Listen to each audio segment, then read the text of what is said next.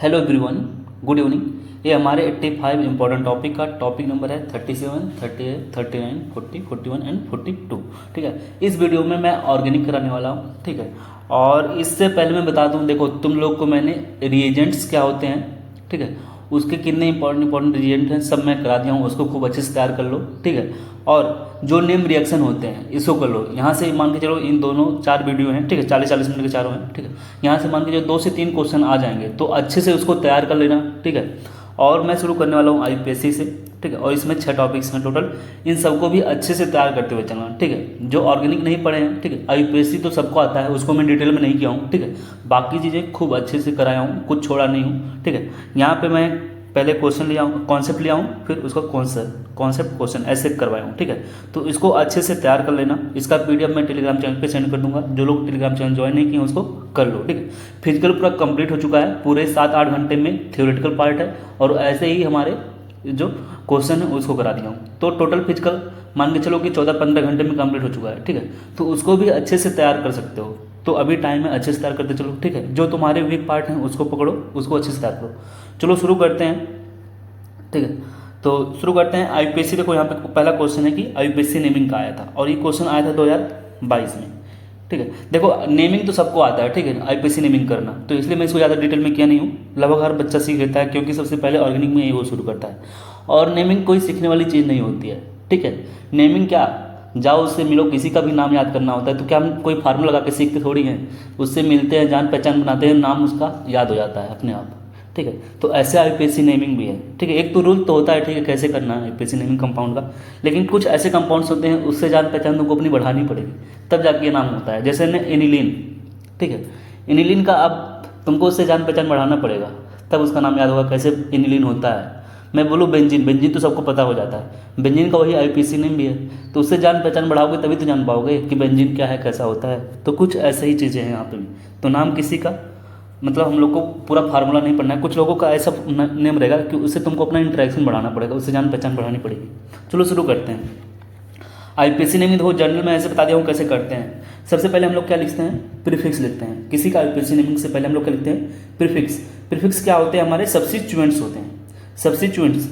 ठीक है, और वर्ड रूट होता है सेकंड नंबर पे, और थर्ड नंबर पे लिख देते हैं हम लोग सफिक्स। ओके, देखो जैसे ये देखो कोई ऑर्गेनिक कंपाउंड पूरा, ठीक है, अब इस ऑर्गेनिक कंपाउंड्स में क्या होंगे, कुछ फंक्शनल ग्रुप हैं, ये भी फंक्शनल ग्रुप हमारा, ये भी फंक्शनल ग्रुप है। ठीक है, ये ब्रांचिंग है। ठीक है, तो जो मेन फंक्शनल ग्रुप होता है उसको छोड़ करके, जैसे हमारा इसमें कौन मेन फंक्शनल ग्रुप होगा, प्रियोरिटी ग्रुप। ये क्या हमारा प्रियोरिटी ऑर्डर है, प्रियोरिटी ऑर्डर। मान लो इसमें में से तुमको 3-4 फंक्शनल ग्रुप दे दिए हैं, लेकिन इसमें में से अगर है तो उसमें में से इस प्रियोरिटी ऑर्डर में जो सबसे ऊपर होता है, मान लो कि ये दिया है तुमको, ये दिया है, ये दिया है, तो इस प्रियोरिटी ऑर्डर में तुमको याद होना चाहिए कि सबसे ज़्यादा पहले प्रियोरिटी किसको देंगे। तो जो सबसे ऊपर होता है वो हमारा प्रिंसिपल फंक्शन ग्रुप होता है। बाकी जो होते हैं फंक्शन ग्रुप से हम लोग बोलते हैं सब्स्टिट्यूएंट्स। तो बाकी जैसे यहाँ पे देखो इस वाले में ये हमारा प्रिंसिपल फंक्शनल ग्रुप हो गया, ये हमारा क्या हो गया, प्रिंसिपल फंक्शनल ग्रुप, और ये क्या हो गया हमारे सब्स्टिट्यूएंट्स। ठीक है, तो इसका आईपीएससी नेमिंग सबसे पहले हमको करने से पहले कुछ रूल्स होते हैं, वो सबको पता होता है कि किधर से हम लोग रूल करते हैं। देखो किधर से काउंटिंग करते हैं, जिधर हमारा फंक्शनल ग्रुप मिनिमम पोजीशन होता है। तो सोचो प्रिंसिपल जो फंक्शनल ग्रुप है मिनिमम पोजीशन उधर किसका है, इधर से कि इधर से। देखो इधर से 1 2 3 4 5 पे है, इधर से 1 2 पे है, तो ठीक है, यहाँ से करेंगे हम लोग नेमिंग। ठीक है, तो प्रीफिक्स क्या होते हैं, प्रीफिक्स में हमारे सब्स्टिट्यूएंट्स आते हैं। प्रीफिक्स में हमारे क्या जाएंगे, सब्स्टिट्यूएंट्स। वर्ड रूट क्या होता है, वर्ड रूट मीन्स कितने नंबर ऑफ कार्बन है, तो नंबर ऑफ कार्बन लगाते हैं। सफिक्स में क्या होता है हमारा, यही हमारा प्रिंसिपल फंक्शन ग्रुप होता है। ठीक है, तो इसका अगर नेमिंग करना होता है मुझे, मैं कैसे करता, देखो इसमें सब्स्टिट्यूएंट्स कौन कौन है, ये भी सब्स्टिट्यूएंट है, ये भी सब्स्टिट्यूएंट्स है। या मैं बोलता हूँ देखो 1 2 3 4 5 6, इधर भी आ सकते थे, इधर भी आ सकते थे, क्योंकि इधर भी 6 है, इधर भी 6 है। ठीक है, तो ये भी हमारा क्या हो सकता है, ये भी ब्रांच हो सकता है, ये भी ब्रांच हो सकता है, लेकिन मैं एक कोई होगा। ठीक है, इसमें से कोई। तो अब देखो ए भी सब्स्टिट्यूएंट है, ए भी सब्स्टिट्यूएंट है। इस सब्स्टिट्यूएंट को बोलते हैं मिथाइल, और इसको बोलते हैं ब्रोमो। BRO क्या होता है, ब्रोमो। ठीक है, ये मिथाइल है। तो देखो ये किस पोजीशन पे है, अब अल्फाबेट में देखना, जो सब्स्टिट्यूएंट्स होते हैं देखो सबका भी नेमिंग हम लोग करते हैं, जैसे हम लोग कोऑर्डिनेशन में पढ़े थे अल्फाबेट में करते हैं, ऐसे यहाँ पे भी अल्फाबेट में करेंगे। तो पहले ब्रोमो आता है, मिथाइल आता है, पहले ब्रोमो आता है। तो देखो 1 2 3, ठीक है, तो बोलोगे 3 ब्रोमो, 3 ब्रोमो किस पे है, किस ये कार्बन पे है, 5वें वाले कार्बन पे। देखो इसका नंबरिंग कर देता हूँ 1 2 3 4 5। नंबरिंग हम लोग कैसे करते हैं, देखो नंबरिंग करने के लिए हम लोग क्या लेते हैं कि उधर से करते हैं जिधर हमारा मेन प्रिंसिपल फंक्शनल ग्रुप है। ये हमारा प्रिंसिपल फंक्शनल ग्रुप था, क्योंकि देखो यहाँ पे OH है, ठीक है, और हेलोजन देखो लास्ट में, यहाँ पे हेलाइट्स हैं, ठीक है, और हमारा OH कहाँ पे ऊपर है, तो वही हमारा प्रिंसिपल फंक्शनल ग्रुप होगा जो ऊपर होता है। इसलिए और काउंटिंग किधर से करते हैं, जिधर हमारा प्रिंसिपल फंक्शनल ग्रुप नजदीक में पड़े, तो इधर पड़ा नजदीक, तो 1 2 3 4 5 ऐसे करेंगे, और ये 6 नंबर हो गया, ठीक है। तो मैं बोलूँगा 3 ब्रोमो 5 मिथाइल, 5 MATHYL 5 मिथाइल, ठीक है। कितने कार्बन है, देखो 6 कार्बन है, तो हेक्स बोलोगे। ये हमारा पेरेंट चेन है, पेरेंट चेन में जितने कार्बन होते हैं उसका नंबर लिखना होता है। देखो 6 को क्या बोलते हैं, हेक्स बोलते हैं, हेक्स। और ये बताओ क्या है, ठीक, हेक्स एन है, सब में सिंगल बॉन्ड है ना, हेक्स एन बोलोगे, हेक्स एन। और OH ग्रुप किस पोजीशन पे है, 2 वाले पोजीशन पे, 2। और OH ग्रुप हमारा प्रिंसिपल फंक्शनल ग्रुप है, तो उसका हम लोग क्या लिखते हैं, उसका हम लोग सफिक्स लिखते हैं। तो देखो OH का सफिक्स क्या होता है, OH का सफिक्स ऑल होता है, तो बोलोगे टू ऑल, ठीक है, ऐसे लिखते हैं। देखो OH यदि प्रीफिक्स की तरह से काम करता तो हम लोग क्या बोलते हैं, हाइड्रोक्सी बोलते हैं। यदि OH हमारा किसकी तरह से काम करता है, प्रीफिक्स की तरह से काम करता है, तो हाइड्रोक्सी लेते हैं। लेकिन ये सफिक्स की तरह से काम कर रहा है तो ऑल, ऐसे सबका है, ये तुम लोग को याद करना पड़ेगा। कार्बोक्सिलिक एसिड के लिए क्या लिखते हैं, कार्बोक्सी लिखते हैं, और इसका OH एसिड लिखते हैं। तो ऐसे सबका याद कर लेना, ठीक है, अच्छे से। ये देखो 1 2 है, ठीक है, ये कार्बन है तो मेथ बोलेंगे, 2 कार्बन है तो क्या बोलेंगे, एथ बोलेंगे। तो ये चीज़ें भी याद करनी रहेंगी, 10 तक याद कर लो, जनरली ऐसे ही आता क्वेश्चन। देखो ये क्वेश्चन आया था 2022 में, इसको मैं इसलिए लिया हूँ, ठीक है, मेरे टाइम पे जिस साल में सिलेक्ट हुआ था उसमें क्या किया था, देखो यहाँ पे बोला कि correct IUPAC name of the following compound. ये बताओ कि कौन सा IUPAC नेमिंग सही किया गया, मतलब कंपाउंड भी लिखा है, ये IUPAC नेमिंग ऐसे दे दिया है, लेकिन ये IUPAC नेमिंग सबका सही लिखा नहीं हुआ है, तो बताना है कौन सा करेक्ट है, ठीक है। तो चलो मैं चेक करता हूँ कौन सा सही है। देखो कैसे करोगे, पहले लिख लो कि कितना कार्बन है, पहले ये चेक करो कितना कार्बन है, हेक्स बोल रहा है, हेक्स मीन्स देखो कितना कार्बन है, हेक्स कार्बन है, तो 6 कार्बन पहले बना लो, जल्दी जल्दी बनाना, 1 2 3 4 5 6 कार्बन, ठीक है, हेक्स कार्बन। 3 ऑल है, 3 ऑल मीन्स तीसरे पे OH ग्रुप है, ठीक है। यहाँ पे बोला 4 मिथाइल है, चौथे पे यहाँ पे क्या है हमारा, यहाँ से 1 2 कर लो, 1 2 3 4 5 6, इसलिए 3 पे मैं लगाया था। इधर से गिनती करते तो 1 2 3, तो 3 OH को यहाँ पे लगाते, देखो 4 मिथाइल है तो यहाँ मैं लिखूँगा CH3, और 5 क्लोरो है, 5 मिनट पे क्लोरो है, और 6 ब्रोमो है।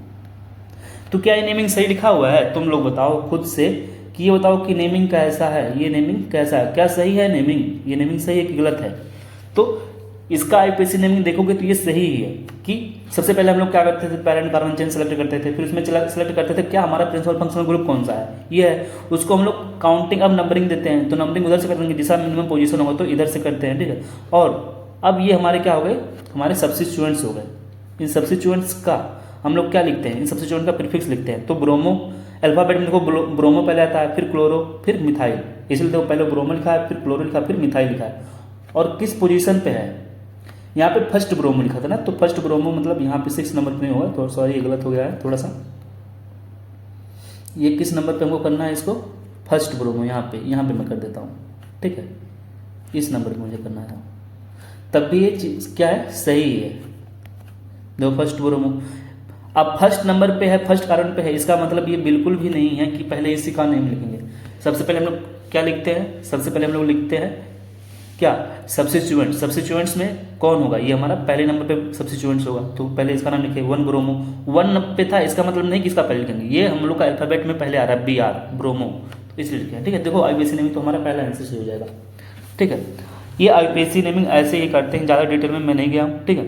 ये क्वेश्चन देखो 2022 में आया था मेरे ही टाइम पे, ठीक है, ये भी। अब यहाँ पे 2 कॉन्सेप्ट यूज किया है, देखो कैसे, कितना चालाक निकला एग्जाम पर, ठीक है, एग्जामिनर जो है कितना चालाक है। देखो यहाँ पे हमको ओजोनोलिसिस रिएक्शन भी करवा लिया और IUPAC नेमिंग भी करवा लिया, ठीक है। ओजोनोलिसिस भी पूछ लिया कैसे होगा, और IUPAC नेमिंग। तो सबसे पहले मैं बता देता हूँ ओजोनोलिसिस क्या होता है। देखो ओजोनोलिसिस का क्वेश्चन इंपॉर्टेंट है और हमारे 85 इंपॉर्टेंट टॉपिक का वो एक पार्ट था, ठीक है। तो उसको मैं सबसे पहले बताता हूँ ओजोनोलिसिस क्या होता है। देखो ओजोनोलिसिस हम लोग किसका पढ़ते हैं, एल्कीन का पढ़ते हैं और एल्काइन का। Ozonolysis of alkene and alkyne, ठीक है, इसको तैयार कर लो। ओजोनोलिसिस का करते हैं एल्कीन और एल्काइन का। इसमें दो टाइप का होता है, एक होता है ऑक्सीडेटिव ओजोनोलिसिस, एक होता है रिडक्टिव ओजोनोलिसिस। ये क्या है हमारा रिडक्टिव कब बोलेंगे, जब देखना जो हमारा रिएजेंट्स होंगे विथ जिंक होंगे तब बोलेंगे रिडक्टिव ओजोनोलिसिस।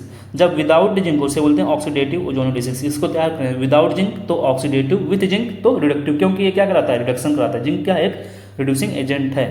अब देखो कोई एल्कीन है, ठीक है, तो यहाँ पे हमारा है ओजोन, जिंक और पानी, ठीक है, ओजोन है और H2O है, तो ये यहाँ पे जिंक है तो रिडक्टिव ओजोनोलिसिस होगा, यहाँ पे ओजोन जिंक नहीं है तो ऑक्सीडेटिव ओजोनोलिसिस होगा, ठीक है। और कुछ होते हैं जो ओजोनोलिसिस करवाते हैं, जैसे KMnO4 हो गया और K2Cr2O7 होंगे, ये एक अच्छे ऑक्सीडाइजिंग एजेंट है, लेकिन ये क्या करवाते हैं, एल्कीन का ओजोनोलिसिस करवाते हैं, याद कर लेना। और इसका प्रोडक्ट सेम एज होता है ऑक्सीडेटिव ओजोनोलिसिस, जैसे इसका होता है वैसे यहाँ पे भी होता है, ठीक है। देखो रिडक्टिव जो ओजोनोलिसिस होता है, रिडक्टिव ओजोनोलिसिस होता है तो वहाँ पे एल्डिहाइड और कीटोन बन सकते हैं, या तो एल्डिहाइड बनेगा पूरा कंपाउंड, या तो कीटोन बनेगा, या तो दोनों मतलब बन सकते हैं। एल्डिहाइड कुछ बनेगा, कुछ कीटोन बनेगा। जबकि जब ऑक्सीडेटिव ओजोनोलिसिस होता है तो वहाँ पे कीटोन और कार्बोक्सिलिक एसिड बनते हैं। कार्बोक्सिलिक एसिड क्यों, क्योंकि ये ऑक्सीडेटिव ओजोनोलिसिस है, तो उसमें जो एल्डिहाइड होता है उसका ऑक्सीडेशन हो जाता है और बन जाता है एक कार्बोक्सिलिक एसिड, ठीक है। तो दोनों भी बन सकते हैं। कह रहा है कि कभी कभी क्या होता है कि मान लो कोई फार्मिक एसिड बना है, जो कार्बोक्सिलिक एसिड है वो फार्मिक एसिड है, तो ये फिर से टूट जाता है CO2 और H2O में। इसको तैयार कर लेना अच्छे से, ठीक है। इफ एल्डिहाइड बनता है तो उसका क्या होता है, फर्दर ऑक्सीडेशन हो जाता है, वही बोल रहा था, ठीक है। और इन दोनों का जब इससे होता है ओजोनोलिसिस तो क्या बनता है, हमारा जो प्रोडक्ट होता है सेम इसके ही जैसा होगा, ठीक है। एक और इंपॉर्टेंट पॉइंट है क्या, ozonolysis reaction use to locate the, ozonolysis जो रिएक्शन होता है वो उसका यूज कहाँ पे करते हैं, use to locate the position of double bond, means हमारा डबल बॉन्ड कहाँ पे है। बोल रहा है कि केवल यदि ओजोन दिया होता है, if only ozone is given not H2O, if only ozone is given then ozonide is form. देखो यहाँ पे क्या बन रहा है, कोई एल्कीन है और यहाँ पे केवल ओजोन है तो क्या बन रहा है, ओजोनॉइड बन रहा है, ठीक है। यहाँ पे ये हमारा कोई एल्कीन है और यहाँ पे देखो जिंक आ गया, जिंक है बाकी ये सभी, तो ये क्या करेगा, रिडक्टिव ओजोनोलिसिस। यहाँ पे देखो केवल ओजोन है और H2O है तो ऑक्सीडेटिव ओजोनोलिसिस होगा। इसमें देखो क्या बन रहा है हमारा, ये एल्डिहाइड भी हो सकता है, कीटोन भी हो सकता है, ठीक है, या दोनों हो सकते हैं, एल्डिहाइड हो सकते हैं या कीटोन हो सकते हैं, ठीक है, या एल्डिहाइड कीटोन दोनों हो सकते हैं। ऐसे ही इधर भी है यहाँ पे, लेकिन यदि एल्डिहाइड बना उसका क्या हो जाएगा, ऑक्सीडेशन हो जाएगा और फिर से क्या बना लेगा, कार्बोक्सिलिक एसिड बना लेता है। देखो ये लिखा है यहाँ पे। हाँ तो चलो क्वेश्चन देखते हैं हम लोग अपना क्वेश्चन। ये देखो क्वेश्चन आया है 2022 में आया था क्वेश्चन, ठीक है। और देखो इसको कैसे करना है ये क्वेश्चन, देखो क्वेश्चन क्या बोल रहा है कि कंपाउंड X है on reaction with ozone followed by zinc H2O formaldehyde and 2-मिथाइल propanal as product the compound X is. तो बताना कंपाउंड X क्या होगा। तो बताओ पहले एक किस टाइप का ओजोनोलिसिस है, जिंक है तो रिडक्टिव ओजोनोलिसिस हो जाएगा, ठीक है। तो देखो कैसे पहचानेंगे यहाँ पे, तो देखो फॉर्मेल्डिहाइड बन रहा है, फॉर्मेल्डिहाइड यदि ऑक्सीडेटिव ओजोनोलिसिस होता है तो क्या बन जाता है, हमारा कार्बोक्सिलिक एसिड बनता है। तो यहाँ पे रिडक्टिव ओजोनोलिसिस होगा तो सबसे पहले हम लोग इसको करेंगे, इसको लिखो क्या है, ये फॉर्मेल्डिहाइड है। तो फॉर्मेल्डिहाइड को हम लोग कैसे लिखेंगे, HCOO, ठीक है। और 2-मिथाइल प्रोपेनल है, 2-मिथाइल प्रोपेनल को हम लोग कैसे लिखते हैं, 2-मिथाइल प्रोपेनल को लिखने के लिए हम लोग जानते हैं प्रोपेनल है, देखो 1 कार्बन 2 कार्बन 3 कार्बन, ठीक है। और 2-मिथाइल है तो प्रोपेनल में CH हो जाएगा और 2-मिथाइल का क्या लिखूंगा मैं, CH3। तो ऐसे होगा। इसको अब देखो इधर लिखना है, बहुत इजी क्वेश्चन था, देखो कैसे करना था। ये ऐसे लिख सकते हैं ना इसको, देखो ये CH3 हो गया और ये इस तरीके से, ठीक है, यहाँ पे CH2 हो जाएगा, ठीक। तो देखो इसी को मैं यहाँ पे लिखा हूँ, तो ये हो गया हमारा 2-मिथाइल प्रोपेनल, ठीक है। अब देखो यहाँ से ये क्या करो, इसको हटाओ, इसको जब हटाओगे तो यहाँ पे डबल बॉन्ड आ जाएगा। और देखो ये वाला कंपाउंड हो गया हमारा कौन सा, ये यही कंपाउंड है हमारा। तो आंसर जो हो जाना चाहिए था 3-मिथाइल 2-ब्यूटेन 1 हो जाएगा, ठीक है। इसको अच्छे से देखो एक बार तैयार कर लेना, ओजोनोलिसिस थोड़ा इंपॉर्टेंट है, इसको अच्छे से देख लेना। ये आया था क्वेश्चन 2022 में मेरे टाइम पे, जिस साल में सिलेक्ट हुआ था। ऐसे देखो एक क्वेश्चन ये है, an alkene on ozonolysis give methanal, ठीक है, मेथेनल। अब मेथेनल दे रहा है तो देखो यहाँ पे ओजोनोलिसिस हो रहा है और मेथेनल दे रहा है, मीन्स ये रिडक्टिव ओजोनोलिसिस है। तो सोचो मेथेनल कौन दे सकता है, क्या ये दे सकता है, ये इथेनल देगा, यहाँ से टूटेगा तो सोचो यहाँ से टूटेगा तो क्या हो जाएगा, ये यहाँ पे डबल O लगा दो, बस कुछ नहीं करना होता, इसको तोड़ो, डबल O लगाओ, डबल O लगाओ, तो ये इथेनल हो गया हमारा। इसी तरीके से देखो ये तो होगा नहीं, यहाँ से टूटेगा, ठीक है, अपना कुछ और बनाएगा। ये देखो यहाँ से टूटेगा तो क्या बन जाएगा, ये HCHO यही बनाएगा मेथेनल। और ये यहाँ पे डबल O मीन्स यहाँ पे ऐसे तोड़ के लगाना होता है इसको। देखो जहाँ से तोड़ो वहाँ पे डबल बॉन्ड O लगा दो, ठीक है ना। मान लो इसे कार्बन कार्बन डबल बॉन्ड है ना, उसको तोड़ो तो इस साइड भी O लगाओ और इस वाले में भी O लगाओ, तो ऐसे ही प्रोडक्ट बनाते हैं। तो हमारा जो आंसर हो जाना चाहिए वो कौन सा हो जाना चाहिए, आंसर ये कौन सा हो जाएगा, C वाला हो जाएगा, ठीक है, इसको अच्छे से तैयार कर लेना तुम लोग। ओजोनोलिसिस काफ़ी इंपॉर्टेंट पॉइंट है, ठीक है, ये पेपर में आ सकता है।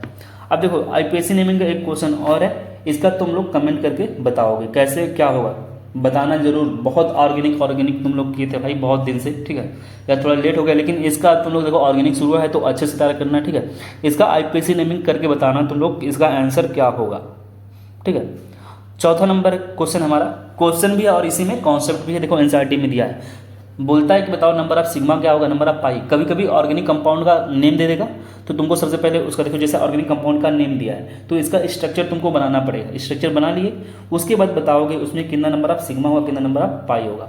तो ठीक है, कैसे बताओगे, देखो तो यदि कहीं पे एक सिग्मा है, कहीं पे एक बॉन्ड होता है, सिंगल बॉन्ड होता है उसे सिग्मा बोलते हैं, कहीं पे डबल बॉन्ड होता है तो उसमें एक सिग्मा होता है और एक पाई होता है, और कहीं पे ट्रिपल बॉन्ड अगर है तो उसमें 2 पाई 1 सिग्मा होता है। इसको तैयार कर लेना अच्छे से। अब देखो ये कंपाउंड है हमारा, इस कंपाउंड को करने के लिए मैं क्या करूँगा, सबसे पहले इसमें बताने के लिए सबसे पहले इसका क्या करोगे, आईपीएससी नेमिंग दिया है जिसका स्ट्रक्चर बना लो।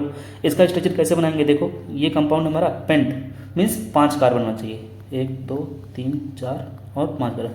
2 इन है मीन्स 1 नंबर, दूसरे नंबर पे इन है। 4 पे आइन है तो 1 2 3 4 नंबर पे आइन है मीन्स ट्रिपल बॉन्ड है।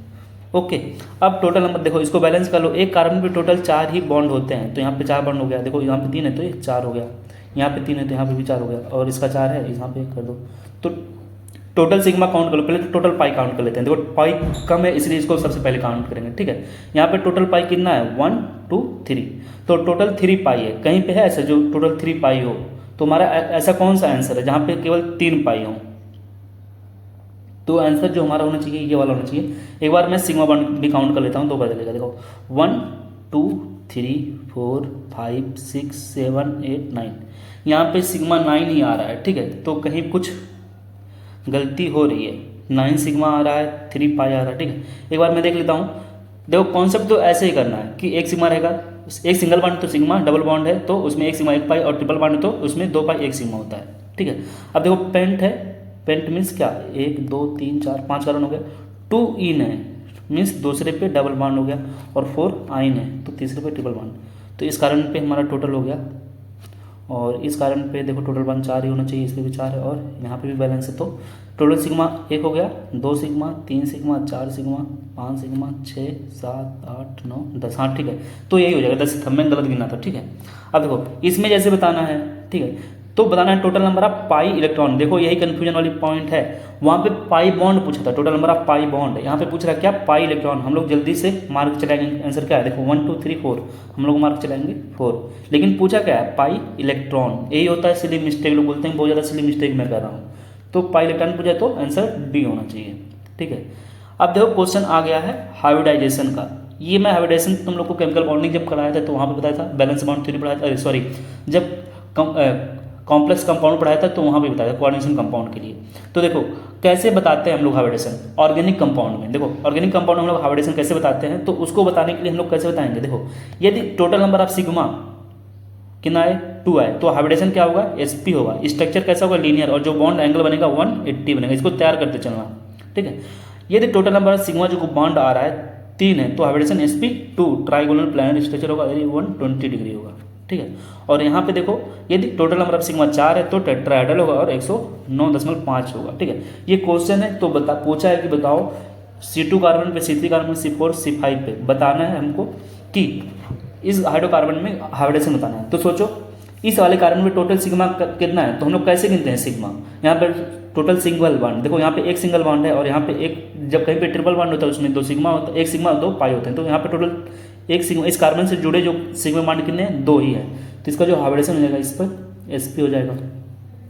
इस वाले कार्बन पे देखें तो इस वाले में भी sp हो जाएगा, ठीक है। इस वाले कार्बन पे चेक करो तो कितना सिग्मा, देखो यहाँ से 1 सिग्मा 2 सिग्मा 3 और एक हाइड्रोजन जो जुड़ा होगा तो 4 सिग्मा होगा तो sp3 हो जाएगा। इस वाले कार्बन पे अगर हम लोग देखें तो यहाँ पे देखो 1 सिग्मा यहाँ से हो गया क्योंकि 1 पाई है, 1 सिग्मा 2 सिग्मा 1 हाइड्रोजन का 3 सिग्मा तो sp2। इस वाले पे देखें तो ऐसे ही इसका भी देखो 1 2 और 3 तो sp2 हो गया, ठीक है। इस वाले कार्बन पे देखेंगे तो देखो 4 सिग्मा 1 2 3 4 तो sp3 हो गया 4 सिग्मा। और बॉन्ड एंगल भी पूछेगा तो बता लेगा, स्ट्रक्चर कुछ भी पूछेगा तो ये बता लेना, ठीक है। अब ये क्वेश्चन है 7 नंबर का क्वेश्चन है, बोला है कि एक compound C chlorine carbon chlorine angle in इस कंपाउंड में बताना है और इस कंपाउंड में बताना है कि एंगल कितना होगा। अभी बताया था ना एंगल कैसे बताते हैं, तो पहले ये चेक करो कि ये कंपाउंड कौन सा है। ये कंपाउंड है हमारा, ये बोले हैं 1122 टेट्राक्लोरो इथेन। देखो इथेन में मीन्स 2 कार्बन, और इथीन है, इन में मीन्स डबल बॉन्ड हो गया, और 11 मीन्स कि एक ही कार्बन पे 2 क्लोरीन और एक कार्बन पे 2 क्लोरीन, ठीक है। अब सोचो कि इस कार्बन का क्या होगा, इस कार्बन का पहले हाइब्रिडेशन क्या होगा, हाइब्रिडेशन पहले पता करते हैं तब बॉन्ड एंगल पता होगा ना। तो देखो 1 सिग्मा 2 सिग्मा 3 सिग्मा, तो 3 सिग्मा जब होता है तो कौन सा हाइब्रिडेशन होता है, sp2 होता है ना। ऐसे यहाँ पे भी sp2 हो जाएगा, और sp2 हाइब्रिडेशन होने से बॉन्ड एंगल कितना होता है 120, तो आंसर तो पहला ही हो जाएगा, ठीक है। और इसमें SsCl4 को मानते हैं कार्बन टेट्राक्लोराइड, इसका कितना टोटल सिग्मा 4 है, तो उसका बॉन्ड एंगल देखो कितना होता था 109, तो हमारा आंसर पहला हो जाएगा। इसको तुम लोग बताओगे, देखो 2 क्वेश्चन है 7-7 इसका आंसर कमेंट करना। तुम लोग छोड़ के भाग जाते हो या खुद पढ़ लेते हो, कमेंट नहीं करते हो। क्या इतना टाइम तुम्हारे पास नहीं है कि कमेंट कर सको? मैं अपना 8-9 घंटे तुम्हारे लिए देता हूँ, तुम अपना मतलब 2-3 सेकंड या 2-3 मिनट नहीं दे पाते हो, ठीक है। बहुत मतलबी इंसान हो तुम लोग। आइसोमेरिज्म, देखो आइसोमेरिज्म पढ़ने आ रहे हैं, ये हमारा नेक्स्ट टॉपिक है, ठीक है। आइसोमेरिज्म, तो आइसोमेरिज्म क्या होता है हम लोग जानते हैं। आइसोमेरिज्म हमारा एक इंपॉर्टेंट टॉपिक है, ठीक है। ये कैसे कंपाउंड होता है, आइसोमेरिज्म की बात करें तो compound having same molecular formula. बोलोगे कि आइसोमेरिज्म क्या होता है कि कंपाउंड्स जिसके मॉलिक्यूलर फार्मूला सेम हो बट वो डिफर करते हैं एटलीस्ट 1 फिजिकल प्रॉपर्टी, या वो केमिकल प्रॉपर्टी हो या बायोलॉजिकल प्रॉपर्टी हो। इस फिनोमेना को बोलते हैं हम लोग आइसोमेरिज्म। और ये जो कंपाउंड्स हैं दूसरे के क्या कहलाते हैं, आइसोमर्स कहलाते हैं। जो कंपाउंड्स हैं क्या कहलाएंगे, आइसोमर्स, और इस फिनोमेना को आइसोमेरिज्म बोलते हैं, ठीक है। कह रहा है कि आइसोमेरिज्म जो हम लोग पढ़ते हैं ये 2 टाइप के पढ़ते हैं, एक होता है स्ट्रक्चरल आइसोमेरिज्म, एक होता है हमारा स्टीरियो आइसोमेरिज्म, ठीक है। स्ट्रक्चरल आइसोमेरिज्म जो हम लोग पढ़ते हैं 5 टाइप के पढ़ते हैं, ये देखो सबका नेम लिखा हुआ है। ऐसे स्टीरियो जो आइसोमेरिज्म में हम लोग मेनली 2 टाइप के पढ़ते हैं, कॉन्फर्मेशनल एंड कॉन्फिगरेशनल। देखो कॉन्फिगरेशनल एंड कन्फर्मेशनल। अब कॉन्फिगरेशनल भी 2 टाइप का होता है, एक होता है ज्योमेट्रिकल आइसोमेरिज्म एंड होता है ऑप्टिकल आइसोमेरिज्म, ओके। देखो चेन आइसोमेरिज्म किसे बोलोगे, इंपॉर्टेंट देखो जो मेन है हमारा ये है और ये है, ठीक है। मेटामेरिज्म एंड टाउटोमेरिज्म, और इसमें ज्योमेट्रिकल आइसोमेरिज्म, और ये, ठीक है। ये 4 टॉपिक्स इंपॉर्टेंट है। तो चेन आइसोमेरिज्म किसे बोलेंगे, देखो चेन आइसोमेरिज्म में क्या होता है, सब कुछ सेम रहेगा लेकिन चेन डिफरेंट हो जाएगा। The type of isomerism is due to the different in the arrangement of carbon, means chain different कर गया। देखो जो चेन है कार्बन का वही डिफरेंट कर गया। देखो एक चेन में यहाँ पे टोटल कार्बन कितने थे, 1 2 3 4 5 थे। इस चेन में देखो कोई एक चेन होगा, चाहे अब ये वाला होगा चाहे ये वाला होगा, तो इसमें देखो 1 2 3 4, तो सब कुछ मॉलिक्यूलर फार्मूला सेम है इसका, इस तीनों का। लेकिन अब यहाँ पे पेरेंट चेन डिफर हो जाता है, तो वही बोल रहे हैं कि सब कुछ सेम रहेगा, केवल डिफर क्या हो जाएगा, पेरेंट चेन डिफर गया। ऐसे ही पोजीशन जो होता है, पोजीशन आइसोमेरिज्म में जो होता है फंक्शनल ग्रुप का पोजीशन डिफरेंट हो जाता है। फंक्शनल दो अगर फंक्शनल ग्रुप डिफरेंट हो जाए उसे बोलते हैं functional group isomerism. Functional group का पोजीशन डिफरेंट हो जाए, पाई बॉन्ड का ट्रिपल बॉन्ड का, वो सबका पोजीशन ही चेंज हो जाए तो उसे बोलते हैं पोजीशन आइसोमेरिज्म। और चेन में कोई प्रॉब्लम आए उसे बोलते हैं चेन आइसोमेरिज्म। देखो जैसे यहाँ पे देखो 1 2 3 अभी भी 3 लोग का चेन है, यहाँ पे भी 3 लोग का चेन है, लेकिन यहाँ पे जो फंक्शनल ग्रुप था पहले यहाँ पे किस कार्बन पे है, पहले कार्बन पे, अभी यहाँ पे दूसरे पे आ गया, तो इसे हम लोग बोलते हैं फंक्शनल ग्रुप आइसोमेरिज्म, ठीक है। जैसे ये देखो क्वेश्चन आया था हमारा पेपर में, ठीक है, ये इंपॉर्टेंट है, याद कर लेना। इसे बोलते हैं ऑर्थोजाइलिन, इसे बोलते हैं पैराजाइलिन, और इसे बोलते हैं पैराजाइलिन, इसे बोलते हैं मेटाजाइलिन यहाँ पे, ठीक है। तो इसको अच्छे से नाम भी याद कर लिया करो, ठीक है। यही बोला था कि नाम कैसे याद करते हैं, इंटरेक्शन से। ये आपको इसका ट्रिक थोड़ी है, इसके कि हम लोग IPC नेमिंग कैसे कर रहे हैं, तो इसका नाम तैयार कर लेना कि ऐसे बोल देगा आर्थोजाइलिन, तो आर्थो का बोलेंगे इस वाले पोजीशन पे होगा आर्थो, इस वाले पोजीशन पे मेटा, इस वाले पोजीशन पे पैरा, ठीक है। और ऐसा फार्मूला होता है उसे बोलते हैं जाइलिन। अब देखो यहाँ पे पोजीशन था, ठीक है, कुछ और, तो यहाँ पे पोजीशन कुछ और होगा, यहाँ पे पोजीशन कुछ होगा, इसे बोलते हैं कौन सा isomerism, position isomerism. Functional group isomerism क्या होता है कि सब कुछ सेम हुआ, कंपाउंड का मॉलिक्यूलर फार्मूला भी सेम होगा, लेकिन क्या डिफर होगा, जो फंक्शनल ग्रुप होते हैं वही डिफर कर जाते हैं, ठीक है। जैसे यहाँ पे देखो ये हमारा क्या है, कीटोन है, और ये हमारा क्या है, एल्डिहाइड है, तो फंक्शनल ग्रुप ही डिफरेंट हो गया, तो ये हो गया फंक्शनल ग्रुप आइसोमेरिज्म। ये क्या है, ये किस टाइप का आइसोमेरिज्म है, ये भी फंक्शनल ग्रुप आइसोमेरिज्म है, ठीक है। तो यहाँ पे देखो ये हमारा 1st डिग्री अमाइन हो गया, 2nd डिग्री अमाइन है, और ये हमारा 3rd डिग्री अमाइन है, ठीक है। तो ये भी पूछता पहचानूं कौन डिग्री का अमाइन है, किस डिग्री का अमाइन। तो कैसे पहचानते हैं, उसके फंक्शनल ग्रुप पे। देखो पहले अमाइन पहचानिए। देखो पहले तो ये बताओ कौन सा टाइप का आइसोमेरिज्म है, ये फंक्शनल ग्रुप टाइप का आइसोमेरिज्म हो गया। कैसे, यहाँ पे देखो फर्स्ट डिग्री अमाइन है, ये फंक्शनल ग्रुप यहाँ पे NH2 है, यहाँ पे फंक्शनल ग्रुप NH है, यहाँ पे क्या है N है। पहले ये बताओ कि कैसे पहचानना है, ये first degree, second degree, third degree amine है। जब कभी भी नाइट्रोजन के साथ 2 हाइड्रोजन हो उसे बोलते हैं फर्स्ट डिग्री अमाइन। जब नाइट्रोजन के साथ केवल 1 हाइड्रोजन उसे बोलते हैं सेकंड डिग्री अमाइन, और N से कोई भी हाइड्रोजन अटैच ना उसे बोलते हैं थर्ड डिग्री अमाइन। ये तैयार कर लेना, ऐसे पहचानते हैं। अब हम लोग का टॉपिक आ गया मेटामेरिज्म। देखो मेटामेरिज्म थोड़ा इंपॉर्टेंट टॉपिक है। This type of isomerism occur when isomers differ with respect to the nature of alkyl group. जब नेचर ऑफ एल्काइल ग्रुप जो होते हैं ये इधर के चेंज होते हैं तो होता है। और यहाँ पे कब होता है, सेम पॉलीवैलेंट फंक्शनल ग्रुप। ऐसे ही ये वाला ग्रुप तो हमारा सेम रहेगा, फंक्शनल ग्रुप डिफरेंट नहीं होगा, नहीं तो हो जाएगा फंक्शनल ग्रुप आइसोमेरिज्म। ये चीज़ें सेम रहेंगी, केवल जो कार्बन नंबर होंगे ना इधर के डिफर करेंगे, इधर के डिफरेंट करेंगे। ऐसे यहाँ पे देखो अभी हम लोग पढ़े थे, ये देखो। अब इस वाले में देखो कंपाउंड में और इस वाले कंपाउंड में देखो, ये हमारे दूसरे क्या है, फंक्शनल ग्रुप आइसोमेरिज्म है। और ये पेपर में आ चुका है, कब आया था देखो, ये 2021 में आया था, इस साल में सेलेक्ट भी नहीं हो पाया था। ठीक है, देखो इस वाले में क्या हुआ था, ठीक, इस वाले में इन दोनों में देखो फंक्शनल ग्रुप आइसोमेरिज्म है। कैसे फंक्शनल ग्रुप आइसोमेरिज्म है ये, क्योंकि यहाँ पे देखो ये पॉलीवैलेंट फंक्शनल ग्रुप है। पहली बात तो पॉलीवैलेंट फंक्शनल ग्रुप के इस साइड में देखो यहाँ पे CH3 था और इधर क्या था CH2 CH3 है, जबकि यहाँ पे देखो दूसरा आ गया। तो मॉलिक्यूलर फार्मूला सब कुछ सेम है, केवल क्या डिफरेंस हो रहा है, इधर जो इधर ग्रुप ऐड हो रहे हैं, मिथाइल ग्रुप या अल्काइल ग्रुप, ये डिफर हो जा रहे हैं। ठीक है, जैसे ये कंपाउंड दिया था, बोला था कि बताओ इसमें से कौन सा जो है मेटामेरिज्म शो करेगा। तो सबसे पहले पहचानने के लिए हम लोग क्या करेंगे कि पॉलीवैलेंट फंक्शनल ग्रुप शो करेंगे। तो इसमें होगा नहीं, इसमें हो सकता है, लेकिन सोचो ये ऐसे CH3 और यहाँ पे मैं लिखता C2H5। ठीक है, तो अगर मैं फिर से अगर चेंज करना चाहता तो फिर से वही आ जाता सेम। सोचो इससे अगर मैं बोलूँ कि यहाँ पे CH3 है और ये CH2 है, CH3 और यहाँ पे CH2 है, इसको मैं ऐसे लिख दिया तो कोई डिफरेंस है इन दोनों में? कोई डिफरेंस नहीं है, केवल मैं पलट के लिखा हूँ, तो इसलिए ये हो नहीं सकता। ऐसे ये भी नहीं होगा, कौन सा हो जाता हमारा आंसर ये। ठीक है, टाटोमेरिज्म क्या होते हैं, ये भी पॉइंट इंपॉर्टेंट है, tautomerism topic. This type of isomerism is due to the spontaneous inter conversion of 2 isomers. इसमें एक आइसोमर दूसरे आइसोमर में कन्वर्ट होते रहते हैं from each other with different functional group. यहाँ पे फंक्शनल ग्रुप क्या होते हैं, डिफरेंट हो जाते हैं इन डायनेमिक इक्विलिब्रियम। और ये कैसे होते हैं, इन डायनेमिक इक्विलिब्रियम। देखो कंडीशन क्या है कि कब हमारा ये टाटोमेरिज्म हो सकता है। क्वेश्चन तो अभी तक यही आया कि बताओ इसमें से किसमें टाटोमेरिज्म पॉसिबल है। ठीक है, तो देखो पहले तो ये ग्रुप प्रेजेंट होने चाहिए, ये प्रेजेंट होने चाहिए। और ये किसके लिए था, लेकिन नाइट्रो कंपाउंड के लिए था। और इसके जो कार्बन है ना, ये मान लो फंक्शनल ग्रुप हो गया। अब इस फंक्शनल ग्रुप से जो कार्बन अटैच होगा उसके पास अल्फा कार्बन होना चाहिए, ये ज़्यादा इंपॉर्टेंट है। ठीक है, जैसे देखो ये जो है हमारा फंक्शनल ग्रुप हो गया। अब इस प्रिंसिपल फंक्शनल ग्रुप से, मतलब जो हमारा फंक्शनल ग्रुप है, इस फंक्शनल ग्रुप से अटैच कार्बन पे अल्फा कार्बन है, कितना है, 3 अल्फा कार्बन है। ऐसे यहाँ पे देखो 2 अल्फा कार्बन है, तो ये टाटोमेरिज्म शो कर जाएगा। ठीक है, पूछता है कौन टाटोमेरिज्म शो नहीं करेगा, जैसे ये वाला भी टाटोमेरिज्म शो करेगा, क्योंकि यहाँ पे देखो अल्फा हाइड्रोजन, ये हमारा एक तरह से फंक्शनल ग्रुप हो गया, ये टाटोमेरिज्म शो करेगा। तो याद कर लेना, ये पूछता है किसी में से कौन शो करता है, नहीं तो ये भी शो करता है टाटोमेरिज्म, ये भी शो करता है नाइट्रो वाला। अब ये क्वेश्चन आ चुका है 2016 में, पूछा था बताओ कि कौन से हैं जो एग्जिबिट करते हैं टाटोमेरिज्म। तो बताओ ये इंपॉर्टेंट इसलिए है क्योंकि देखो ये क्या होते हैं, हमारे ब्रिज कार्बन होते हैं। एक पॉइंट अभी हम लोग पढ़ेंगे, ब्रिज कार्बन, ये ब्रिज कार्बन है। तो ब्रिज कार्बन पे जो हाइड्रोजन है, यहाँ पे एक हाइड्रोजन है, देखो ये हमारा कार्बन ग्रुप हो गया, प्रिंसिपल फंक्शनल ग्रुप। अब इस ग्रुप से अटैच कार्बन जो होगा हमारा, वो प्रिंसिपल फंक्शनल अल्फा कार्बन हो गया, उससे अटैच हाइड्रोजन हो गया अल्फा हाइड्रोजन।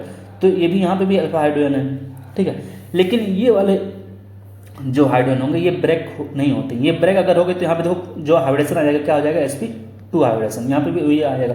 तो बोला जाता है एक लाइन की कभी भी जो ब्रिज कार्बन होता है उस पर जो हाइब्रिडेशन होता है sp2 हाइब्रिडेशन पॉसिबल नहीं होता, वो स्टेबल ही नहीं होता है, इसलिए ये बॉन्ड ब्रेक नहीं होगा।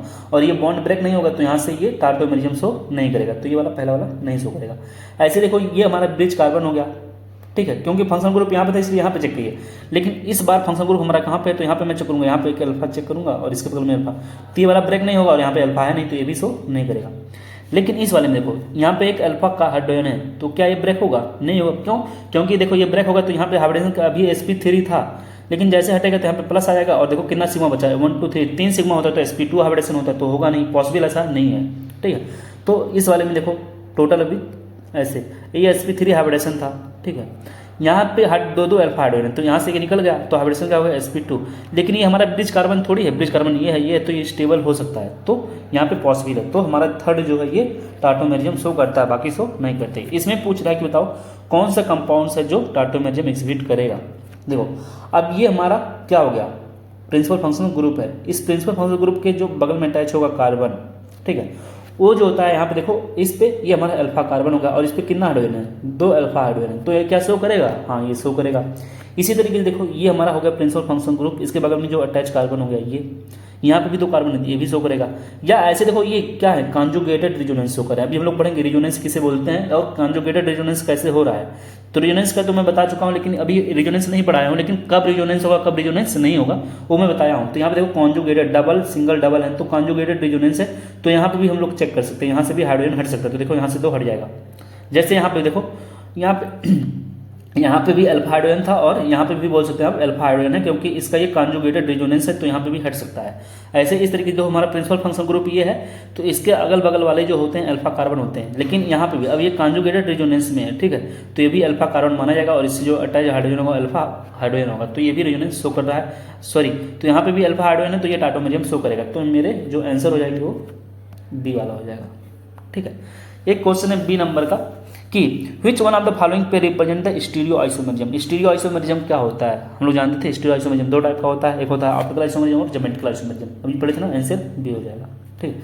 टाटोमेरिज्म एक्सहिबिटेड बाय, टाटोमेरिज्म कौन इसमें से शो कर रहा है, तो बताया था ना, इसका देखो शो करेगा नहीं करेगा, NO2 बना दो और यहाँ पे कार्बन है और यहाँ से देखो सब R ग्रुप जुड़े हैं, तो शो करेगा, ये शो नहीं करेगा।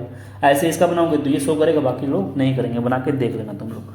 अब देखो स्टीरियो आइसोमेरिज्म हम लोग पढ़ने जा रहे हैं, स्टीरियो आइसोमेरिज्म। स्टीरियो आइसोमेरिज्म क्या होता है, सबसे पहले उसको जान लेते हैं। तो देखो बोला कि compounds with same molecular formula and structural formula. Molecular formula, देखो स्टीरियो आइसोमेरिज्म जो होते हैं उसमें मॉलिक्यूलर फार्मूला और स्ट्रक्चर भी सेम होता है, ठीक है, but different in the special arrangement of the atoms in 3D space में, ठीक है, called stereo isomers and phenomena is called stereo isomerism.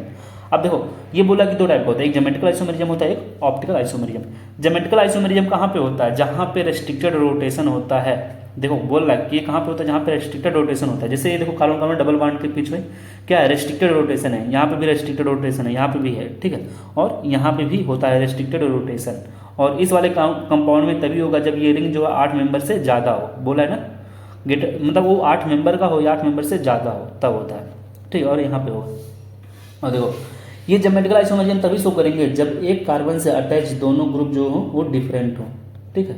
ये जो ग्रुप है ना, ये दोनों डिफरेंट होना चाहिए। देखो इसलिए ये भी, तो इसलिए ये शो कर रहा है, ये भी शो कर रहा है, ये भी शो कर रहे हैं और ये भी शो कर रहे हैं। तो ये जितने भी है ना, ये सब कंडीशंस हैं GI शो करने के। जैसे ये देखो एक कंपाउंड है मैलिक एसिड, ये बताओ सिस है कि ट्रांस है, कैसे पहचानते हैं। अब ये GI तो शो कर रहा है, लेकिन सिस शो कर रहा है, ट्रांस कैसे।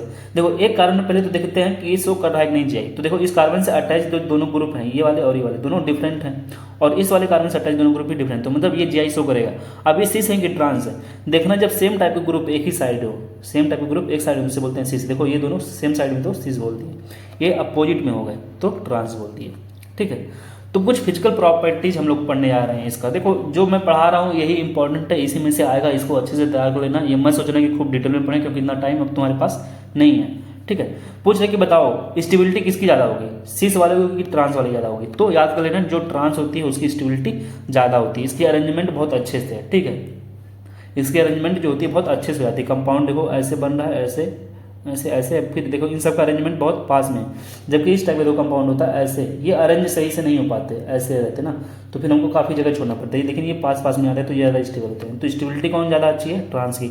जिसकी स्टेबिलिटी भी ज़्यादा उसकी मेल्टिंग पॉइंट भी ज़्यादा, याद कर लेना। उसको पिघलाने के लिए हमको बहुत ज़्यादा टेम्परेचर देना पड़ता है, तो स्टेबिलिटी ज़्यादा तो मेल्टिंग पॉइंट भी ज़्यादा।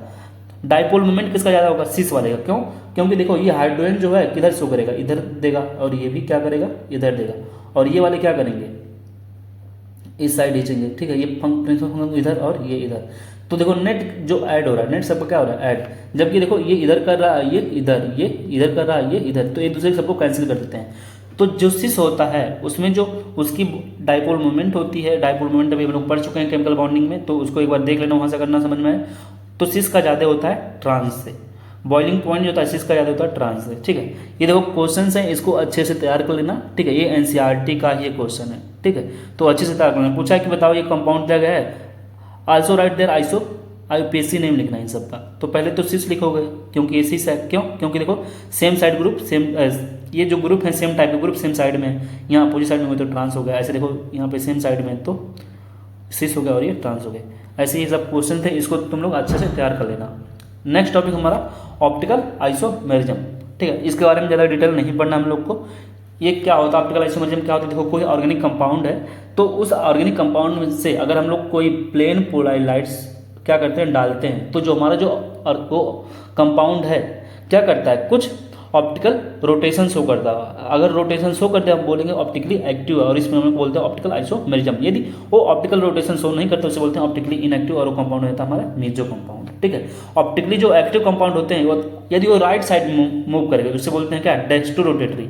यदि लेफ्ट साइड मूव करेगा उसे बोलते हैं लेबियो रोटेटरी, ठीक है। ये देखो सब लिखा हुआ है, इसको अच्छे से पढ़ लेना कि ऑप्टिकल जो आइसोमेरिज्म होते हैं इनकी भी मॉलिकुलर फार्मूला और स्ट्रक्चरल फार्मूला सेम होती है जैसे जीआई में थी, लेकिन ये जो होते हैं स्टीरियो कंपाउंड्स ये क्या करते हैं, एक डिफरेंट बिहेवियर शो करते हैं टुवार्ड्स प्लेन पोलराइड पीपीएल की तरफ, जिसे बोलते हैं ऑप्टिकल आइसोमेरिज्म, और उसमें हम लोग बोलते हैं ऑप्टिकल आइसोमेरिज्म।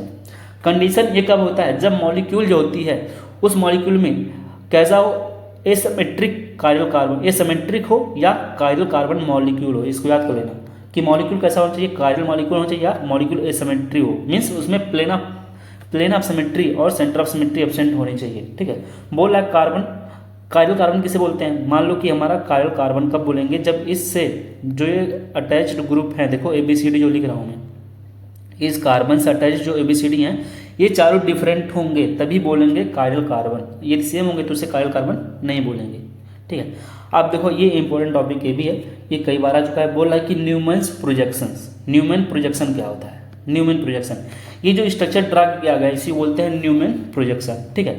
न्यूमैन प्रोजेक्शन के हिसाब से बताया गया कि ये जो हमारी ये वाली डॉट लाइन है, ठीक है, इससे बोलते हैं फ्रंट कार्बन, ठीक है, और ये पूरी सर्कल बनी इसे बोलते हैं रेयरर कार्बन, ठीक है। मीन्स ये हमसे थोड़ा दूर है और ये हमसे पास में है, ठीक है।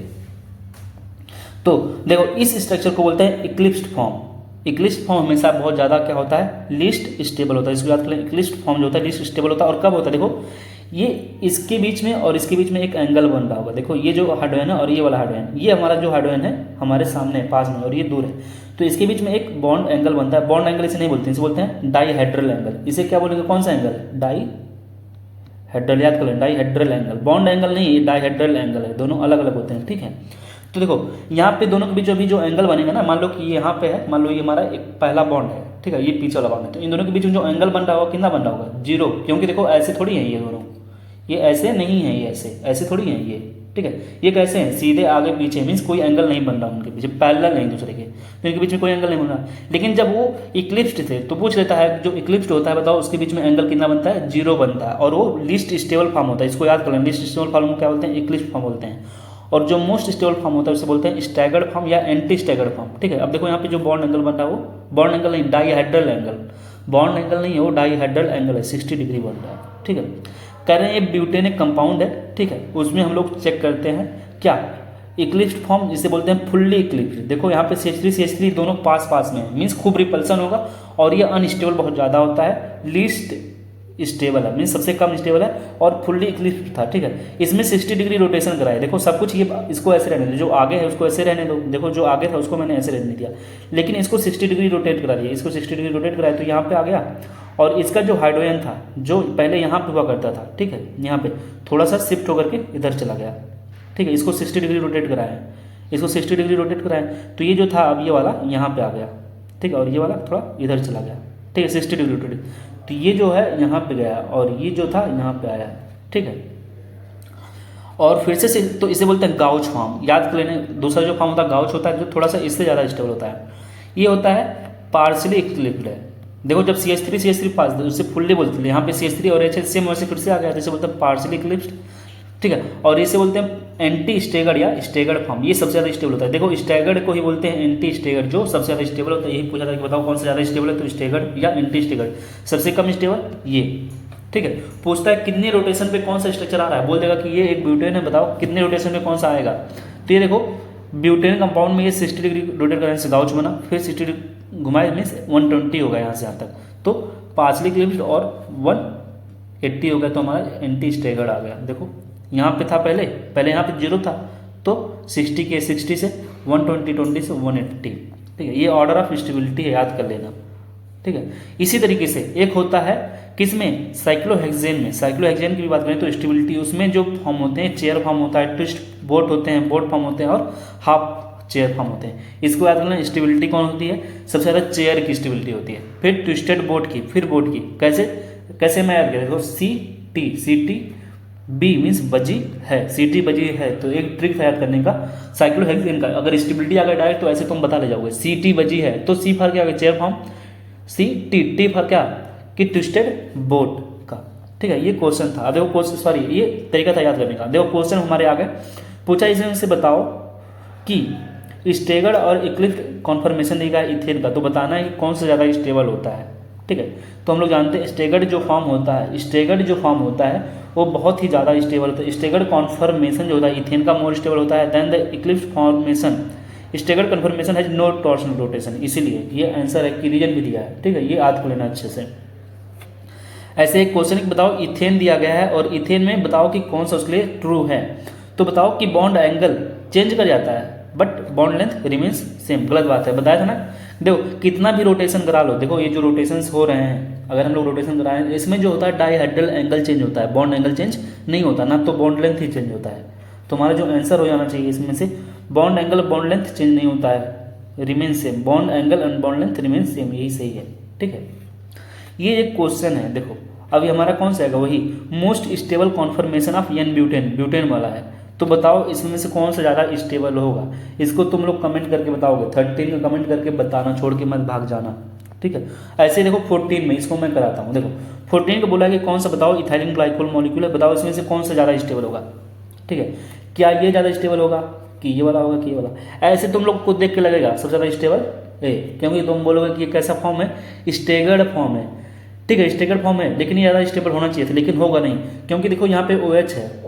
इस टाइप का जो हाइड्रोजन बॉन्डिंग करते हैं, देखो हाइड्रोजन बॉन्डिंग कौन से करते हैं मैं बता रहा हूँ, फोन या फोन से याद कर लेना, हाँ, और ट्रिपल बॉन्ड कहीं पे होगा, ठीक है। ये जो होते हैं हाइड्रोजन बॉन्डिंग शो करते हैं, मोर इलेक्ट्रोनेगेटिव, मोर EN वाले जो होते हैं हाइड्रोजन बॉन्डिंग शो करते हैं, तो ये हाइड्रोजन बॉन्डिंग शो करेगा, तो जो पास में होंगे ना ग्रुप वो ज़्यादा स्टेबल शो करेंगे। तो देखो ये तो पहले रिपल्सन शो कर जाएगा पास में, इसलिए नहीं, तो ये वाला ज़्यादा स्टेबल हो जाएगा हमारा, ठीक है। ये वाला यहाँ पे होगा क्या, हाइड्रोजन बॉन्डिंग, यहाँ पे हाइड्रोजन बॉन्डिंग हो जाएगा तो ज़्यादा स्टेबल हो जाते हैं। ये dihedral in staggered form of ethane, बताओ इथेन में अगर हम लोग डाइहेड्रल एंगल देखें तो स्टैगर्ड फॉर्म बताओ कितना एंगल होता होगा, ठीक है। तो इसका बताओ 15 नंबर का आंसर कौन सा हो जाना चाहिए, dihedral angle in staggered form of ethane. Ethane को बनाने के लिए हम लोग कैसे करते हैं, देखो एक डॉट हो गया, एक डबल बॉन्ड हो गया, ठीक है, तो एक डॉट हो गया, एक डबल बॉन्ड। तो इथेन को देखो पहले तो इसको बनाने के लिए डॉट वाले के लिए यहाँ पे इथेन में 2 ही कार्बन होता है ना, तो एक कार्बन 2 कार्बन हो गया, यहाँ पे हाइड्रोजन होगा और यहाँ पे हाइड्रोजन और यहाँ पे हाइड्रोजन, और इसका देखो यहाँ पे हाइड्रोजन, यहाँ पे हाइड्रोजन और एक यहाँ पे हाइड्रोजन। इसका जब रोटेशन कराएंगे तो सोचो ये वाला तो यहीं पे रहेगा और यहाँ पे ये वाला तो ऐसे था पहले, जैसे जो रहेगा उसको ऐसे बना लेते हैं, ये यहीं पे रहेगा, लेकिन ये कितना रोटेट कर जाएगा, ये 60 रोटेट करा दो इसको, तो यहाँ पे 60 हो गया, यहाँ पे आ गया, और ये वाला यहाँ पे आ गया, और ये यहाँ पे आ गया। इसके अलावा और कोई करोगे तो फिर से क्या आ जाएगा हमारा, इक्लिप्स आ जाएगा। तो स्टैगर्ड फॉर्म में ही है, तो यहाँ से यहाँ तक जाने के लिए हम लोग कितना रोटेट कराएं, 60 रोटेट कराएं, तो आंसर 60 हो जाएगा। तुम लोग बताओगे आंसर, ये जो 2021 में है इसका आंसर तुम लोग बताओगे कि dihedral angle of least stable conformation of ethane is, बताओ dihedral angle of least stable conformation of ethane कौन सा हो जाएगा, वो कौन सा होना चाहिए बताओ। ये 60 डिग्री घुमा करके हम लोग लेके आए हैं, तो हमको मोस्ट स्टेबल कन्फर्मेशन मिला है स्टैगर्ड फॉर्म, लेकिन लीस्ट स्टेबल क्या होता था हमारा, इक्लिप्स्ड होता था, और कितने एंगल पे होता था, वो होता था, इसका आंसर तुम लोग बताओगे, ठीक है। ये दोनों तो होंगे नहीं, इसी में से 2 ठीक होगा, अब तुम लोग बताओ कौन सा होगा, ठीक है। कमेंट करके भागना मत, कमेंट करके बता के जाना। अब देखो हम लोग पढ़ने आ रहे हैं क्लासिफिकेशन ऑफ ऑर्गेनिक कंपाउंड, ठीक है। क्लासिफिकेशन ऑफ ऑर्गेनिक कंपाउंड क्या होता है, कैसे करते हैं, तो देखो जितने भी ऑर्गेनिक कंपाउंड्स हैं उसको हम लोग क्लासीफाई किए हैं कि या तो ओपन चेन होगा या तो क्लोज चेन होगा। ओपन चेन जो होगा, ओपन चेन उसे बोलते हैं एलिसाइक्लिक, क्या लेना, सॉरी एसाइक्लिक, मीन्स वो साइक्लिक नहीं है। ओपन चेन वाले को बोलते हैं ए साइकिल, मीन्स साइकिल वो नहीं बना रहा है, मीन्स ए साइकिल हो गया ना, साइक्लिक नहीं है ना। जो क्लोज चेन होते हैं वही तो साइक्लिक होंगे, तो क्लोज चेन वाले को बोलते हैं साइक्लिक क्लोज चेन या रिंग कंपाउंड, ठीक है। अब देखो ये ए साइक्लिक कंपाउंड थे। अब ये दो टाइप होते हैं, जो चेन बना रहे हैं या रिंग बना रहे हैं जो साइक्लिक हैं, वो दो टाइप के होते हैं, एली साइक्लिक कंपाउंड और एरोमेटिक कंपाउंड। एक लाइन और याद कर लेना, ये जो कंपाउंड होते हैं इन्हें एलिफैटिक भी बोलते हैं। ये कंपाउंड्स क्या हैं हमारे, एलिफैटिक, ठीक है। जो साइक्लिक नहीं है, जो ए साइक्लिक है, मतलब इन्हें बोलते हैं क्या, एलिफैटिक, ठीक है। तो देखो ये साइक्लिक वाले भी हैं, एली साइक्लिक वाले को भी बोलते हैं एलिफैटिक, ये एली साइक्लिक हैं। अब ये दो टाइप के होते हैं, होमोसाइक्लिक और हेट्रोसाइक्लिक। लेकिन ये कंपाउंड जितने भी हैं कैसे हैं, एलिफैटिक है, याद कर लेना। ये कंपाउंड कैसे हैं, एलिफैटिक कंपाउंड है, ठीक है। ये कंपाउंड कैसे हैं, सब एलिफैटिक है। ये होमोसाइक्लिक और इसे बोलते हैं हेट्रोसाइक्लिक कंपाउंड, ठीक है। होमोसाइक्लिक क्यों, क्योंकि देखो एक साइकिल में जो टोटल नंबर ऑफ एटम है सेम टाइप के हैं, ये भी कार्बन कार्बन कार्बन है, लेकिन इसे बोलते हैं हेट्रोसाइक्लिक क्यों, क्योंकि यहाँ पे देखो ऑक्सीजन आ गया, ठीक है। तो पूछ लेता आप ऐसे पहचानने के लिए, बताओ इसमें से कौन सा होमोसाइक्लिक कौन हेट्रोसाइक्लिक है, तो ऐसे पहचानोगे। अब देखो ये दो टाइप का था, एक होता था एली साइक्लिक, होता था एरोमेटिक, एली साइक्लिक और एक एरोमेटिक। एरोमेटिक जो कंपाउंड्स होते हैं वो तीन टाइप के होते हैं, ठीक है। एरोमेटिक जो कंपाउंड्स हम लोग पढ़ते हैं वो तीन टाइप के पढ़ेंगे, ठीक है।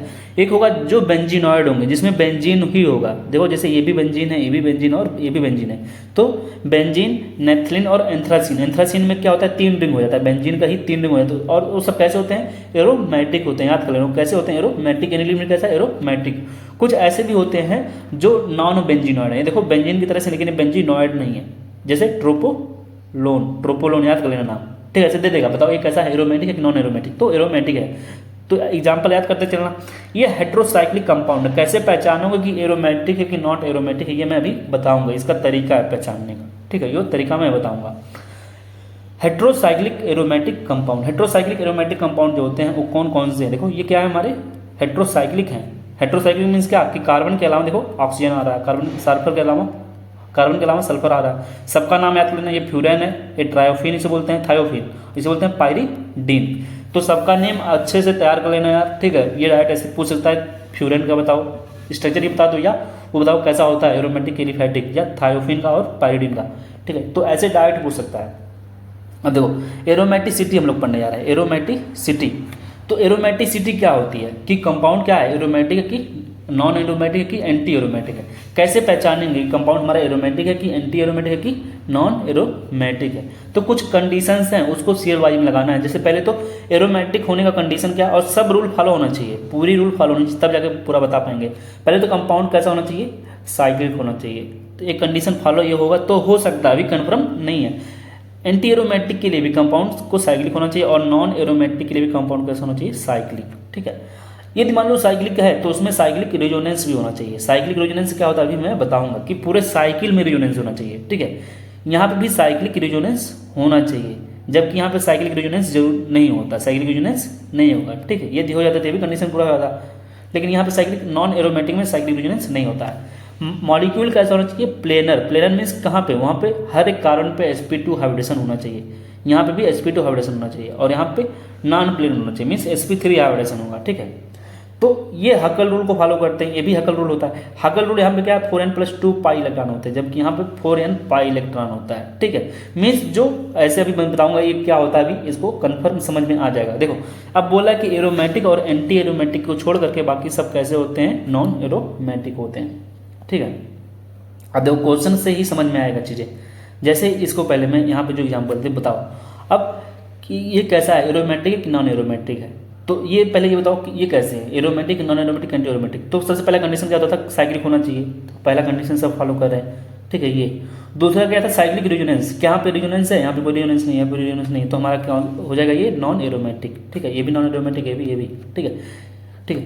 और इसको चेक करते हैं, तो देखो यहाँ पे साइक्लिक रेजोनेंस मतलब, देखो रेजोनेंस मतलब क्या होता है, रेजोनेंस कहाँ पे हो सकता है, रेजोनेंस ये कुछ कंडीशंस हैं, जब अभी हम लोग रेजोनेंस पढ़ेंगे तो वहाँ पे भी समझ में आ जाएगा। अभी हम लोग रेजोनेंस पढ़ नहीं रहे हैं, केवल मैं बता दे रहा हूँ कंडीशंस याद कर लेना, रेजोनेंस कब होता है। पहला कंडीशन क्या है रेजोनेंस होने का, कि डबल बॉन्ड हो, फिर सिंगल बॉन्ड हो, फिर डबल बॉन्ड आ जाए। देखो जैसे यहाँ पे डबल बॉन्ड है, फिर सिंगल आ गया, फिर डबल बॉन्ड आ गया, यहाँ पे देखो डबल बॉन्ड, ठीक है, सिंगल डबल बॉन्ड, ये रेजोनेंस बता रहा है, ठीक है। साइक्लिक रेजोनेंस मतलब क्या है, पूरे साइकिल में हो जाए। अभी ये कैसे होता है ये मैं बता रहा हूँ। देखो तब ये सब कंडीशन है, double bond single triple bond तब भी रेजोनेंस होगा, double bond single lone pair हो तब भी रेजोनेंस होता है, double bond single lone pair हो जाए, लोन पेयर ही तो एक तरह से ये हमारा निगेटिव है तो भी रेजोनेंस होता है, और यहाँ पे भी ये रेजोनेंस पॉजिटिव है तब भी, और ये कंडीशन रेजोनेंस। और लोन पेयर हो विथ वैकेंट और वाइटल, कहीं पे लोन पेयर है और उसके पास एक वैकेंट और वाइटल, वहाँ पे भी रेजोनेंस हो जाता है, जिसे बोलते हैं बैक बॉन्डिंग। जैसे यहाँ पे देखो ये डबल बॉन्ड सिंगल, यहाँ पे क्या हमारे एक लोन पेयर या निगेटिव है, देखो double bond single lone pair, तो इसे बोलते हैं रेजोनेंस। तो देखो साइक्लिक रेजोनेंस है कि यहाँ पे नहीं, इस वाले कंपाउंड में पहचानो कि साइक्लिक रेजोनेंस है कि नहीं। तो यहाँ पे देखो डबल सिंगल लोन पेयर, फिर देखो सिंगल लोन डबल, तो ये साइक्लिक पूरा साइक्लिक रेजोनेंस हो रहा है। ऐसे देखो double single double double single double, तो साइक्लिक रेजोनेंस है, यहाँ पे भी साइक्लिक रेजोनेंस है, यहाँ पे भी साइक्लिक रेजोनेंस है, यहाँ पे भी साइक्लिक रेजोनेंस है, तो यहाँ पे भी, तो सब में साइक्लिक रेजोनेंस है, ठीक है। तो साइक्लिक रेजोनेंस पहचाने, तो साइक्लिक रेजोनेंस जरूरी कहाँ कहाँ पे होता है, एरोमेटिक होने के लिए और नॉन एरोमेटिक और एंटी एरोमेटिक होने के लिए, ठीक है। देखो अब एरोमेटिक जो होता है उसमें प्लेनर मॉलिक्यूल होता है, हाइब्रिडेशन sp2 होता है, यहाँ पे भी वही एंटी एरोमेटिक में, जबकि नॉन एरोमेटिक में कैसे हो जाते हैं वो नॉन प्लेनर में हाइब्रिडेशन कितना होता है sp3, और कैसे निकालते हैं ये मैं बता चुका हूँ, ठीक है। इसका देखो जैसे यहाँ पे बताओ हाइब्रिडेशन क्या होगा, तो यहाँ पे देखो कोई कार्बन है, यहाँ पे कोई कार्बन, एक कार्बन होगा, ठीक है। तो देखो टोटल सिग्मा बॉन्ड कितने हो गए, यहाँ पे एक सिग्मा यहाँ पे होगा, दो तीन सिग्मा बॉन्ड है हाइब्रिडेशन sp2, तो कोई भी चेक करोगे हाइब्रिडेशन क्या आएगा sp2 आएगा। देखो यहाँ पे 1 है और 2 है, एक लोन पेयर भी काउंट होता है, ठीक है, एक लोन पेयर भी काउंट कर लेते हैं हम लोग हाइब्रिडेशन के लिए लोन पेयर में, ठीक है। जब हम लोग पढ़ाया था हमें केमिकल बॉन्डिंग हाइब्रिडेशन का, तो वहाँ पे बताया था लोन पेयर भी हाइब्रिडेशन में काउंट होता है, ये रेजोनेंस में पार्टिसिपेट कर रहा है, तो ठीक है। देखो ये हम लोग का क्या आ जाएगा, ये वाला, ये हम लोग का जो हो गया ये एरोमेटिक कंपाउंड, ठीक है, मतलब ये शो कर रहा है रेजोनेंस, यहाँ पे हाइब्रिडेशन क्या आ जाएगा sp2। यहाँ पे देखो ये जो कार्बन है टोटल बैलेंस नहीं है, यहाँ पे जो टोटल कार्बन है बैलेंस नहीं है, यहाँ पे हाइड्रोजन होगा। तो सोचो यहाँ पे मैं बोलूँ कि यहाँ पे जो कार्बन है कैसा है, sp2 हाइब्रिडाइज है कि नॉट हाइब्रिडाइज, तो sp2 क्यों, क्योंकि टोटल सिग्मा कितना है 1 2, ठीक है, 3 सिग्मा, तो इसलिए sp2 हो गया। ये लोन पेयर जो हाइब्रिडेशन में काउंट हो रहा है कि नहीं हो रहा है, नहीं हो रहा है। जो लोन पेयर रेजोनेंस में पार्टिसिपेट कर जाएंगे, लाइन याद कर लेना, जो लोन पेयर रेजोनेंस में पार्टिसिपेट करते हैं, ठीक है, या फ्री रेडिकल, उनको हम लोग काउंट नहीं करते हैं हाइब्रिडेशन, बहुत इंपॉर्टेंट लाइन है, ठीक है। जैसे यहाँ पे देखोगे और कोई लोन पेयर है, ये वाला लोन पेयर, ठीक है, वही तो था, वैसे सेम ही था, ठीक है। कोई भी लोन पेयर जैसे ये है, अगर ये रेजोनेंस में पार्टिसिपेट कर गया तो ये हम लोग का अब ये काउंट नहीं होगा, ठीक है, किसमें, हाइब्रिडेशन के लिए, तो रेजोनेंस में पार्टिसिपेट कर ही रहा है, ठीक। तो ये था। अब हकल रूल क्या होता है, हकल रूल मतलब क्या, हक्कल रूल है, हक्कल रूल, ठीक है, गलत मत पढ़ लेना कुछ तुम लोग। देखो यहाँ पे टोटल मैं बोलूँ कि कितना पाई इलेक्ट्रॉन है, देखो कभी भी टोटल ऐड करने पे 2 पाई इलेक्ट्रॉन आए, 6 पाई इलेक्ट्रॉन आए, 10 पाई इलेक्ट्रॉन आए, देखो डिफरेंस कितने का है, यहाँ पे से यहाँ तक का 4 का है, ठीक है। तो इस टाइप का कभी आए या 14 आ जाए, 18 आ जाए, तो उसे बोलते हैं ये हक्कल रूल को फॉलो कर रहा है। जैसे यहाँ पे देखो, और एक पाई से या एक लोन पेयर से टोटल पाई इलेक्ट्रॉन कितने होते हैं, 2 पाई इलेक्ट्रॉन होते हैं। देखो इसमें टोटल पाई इलेक्ट्रॉन कितना है, 2, यहाँ पे भी 2, तो टोटल 6 आ गया ना, ठीक है। तो मैं बोलूँगा ये हक्कल रूल फॉलो कर रहा है, ठीक है, मीन्स ये 4n+2 पाई फॉलो कर रहा है, तो ये क्या हो जाएगा हमारा एरोमेट्रिक होगा। बहुत लोग इसको भी बोलते हैं ये हक्कल रूल है, तो इसके लिए, लेकिन ये एंटी एरोमेट्रिक के लिए होगा, मीन्स इसमें जो आना चाहिए 0 pi electron, 4 pi electron, 8 pi electron, ऐसा आएगा। यहाँ पे भी 4 का ही डिफरेंस है, ठीक है। अब देखो, और ये तो हमारा नॉन एरोमेटिक ही हकल रूल को फॉलो ही नहीं करता है। तो देखो क्वेश्चन क्या था हमारा, कि क्वेश्चन, अब इस वाले क्वेश्चन को मैं मिटाता हूँ पूरा यहाँ से, ठीक है, इसको अच्छे से करना है क्वेश्चन। दो क्वेश्चन करते हैं कैसे, देखो क्वेश्चन कैसे करोगे, ये क्वेश्चन है, ठीक है, एरोमेटिक कंपाउंड को पूछा गया इसमें से which of the following among is not aromatic compound. तो एरोमेटिक कंपाउंड का पहला कंडीशन क्या था कि वो कंपाउंड साइक्लिक होना चाहिए, सब साइक्लिक में, पहला कंडीशन सब फॉलो हो गया, ठीक है। दूसरा क्या था कि साइक्लिक रेजोनेंस होना चाहिए, पूरे साइकिल में रेजोनेंस है, देखो डबल सिंगल लोन पेयर ये कंडीशन था। फिर यहाँ पे देखो, या ऐसे आ जाओ lone pair single double, means हम लोग आगे पीछे चल सकते हैं, जो हम लोग कंडीशन था आगे पीछे जाने का, यहाँ से इधर से भी आ सकते हैं कि लोन पेयर सिंगल डबल, तो साइक्लिक रेजोनेंस पूरा है इसमें। ऐसे यहाँ पे भी देखोगे कि ये साइक्लिक रेजोनेंस है, इसमें भी यहाँ पे, तो पहला कंडीशन भी फॉलो हो गया, दूसरा भी फॉलो हो गया। तीसरा क्या है कि वो प्लेनर मॉलिक्यूल होना चाहिए, तो सबका चेक कर लो हाइब्रिडाइजेशन, ठीक है। तो इसमें देखो हर एक कार्बन sp2 आएगा, इस वाले में भी जो कार्बन आएंगे सब sp2 आएंगे। इस वाले में जो होगा sp2 आएगा। ये देखो यहाँ पे साइक्लिक रेजोनेंस है कि नहीं है, तो यहाँ पे साइक्लिक रेजोनेंस नहीं था, यहाँ पे थोड़ा मैं गलत हो गया, दूसरा वाला रूल मैं इस पे ध्यान नहीं दिया। यहाँ पे देखो डबल सिंगल डबल हो गया, फिर यहाँ पे देखो डबल सिंगल सिंगल हो गया ना, तो साइक्लिक रेजोनेंस यहाँ पे नहीं है। तो साइक्लिक रेजोनेंस नहीं है तो हमारा क्या हो जाएगा, साइक्लिक रेजोनेंस यहाँ पे भी होने चाहिए थे, यहाँ पे भी होने चाहिए थे, ठीक है। तो हो जाता है ये एरोमेटिक या एंटी एरोमेटिक, तो नहीं है तो ये हो जाएगा हमारा नॉन एरोमेटिक, हो गया नॉन एरोमेटिक, ठीक है। इसके पास देखो हकल रूल फॉलो कर रहा है, यहाँ पे देखो कितना इलेक्ट्रॉन है, 2 पाई इलेक्ट्रॉन 4 6, इसके पास 6 पाई इलेक्ट्रॉन, तो हकल रूल को तो फॉलो कर रहा है, ठीक है। ये देखो हकल रूल फॉलो कर रहा है, यहाँ पे देखो कितना पाई इलेक्ट्रॉन है, 2 पाई इलेक्ट्रॉन है केवल, तो ये भी हकल रूल फॉलो कर रहा है। इसके पास देखो 1 2 3 मीन्स 6 पाई इलेक्ट्रॉन है, तो ये भी हकल रूल फॉलो कर रहा है, और ये भी हकल रूल फॉलो कर रहा है, 1 2 3, तो 6 पाई इलेक्ट्रॉन हो गया। तो ये सब एरोमेटिक है तीनों, और ये एरोमेटिक नहीं है, ठीक है। ऐसे देखो 2023 में आया था क्वेश्चन में पूछा क्या था कि बताओ कौन से हैं, इसमें से कितने हैं जो हकल रूल को, number of compounds species with the हकल rule, इसमें से कितने हैं जो हकल रूल को फॉलो करते हैं, मीन्स जो एरोमेटिक हैं, ठीक है। एरोमेटिक देखो ये हमारा होगा बेंजीन, ये नेप्थलीन है तो कुछ करना ही नहीं है, बोल दो कि एरोमेटिक है, ये अभी करके आए हैं, ये भी एरोमेटिक है तो ये भी हकल रूल को फॉलो कर रहा है, ठीक है। और यहाँ पे देखो 4 पाई इलेक्ट्रॉन है, ठीक है, ये वाला देखो 4 पाई इलेक्ट्रॉन, ठीक है, ये भी हकल रूल की तरह से है, और ये भी, तो ये देखो ये हो गया, ठीक है, एक ये एरोमेटिक हो गया, ठीक है, और ये 2 हो गए, और 2 4, ठीक है।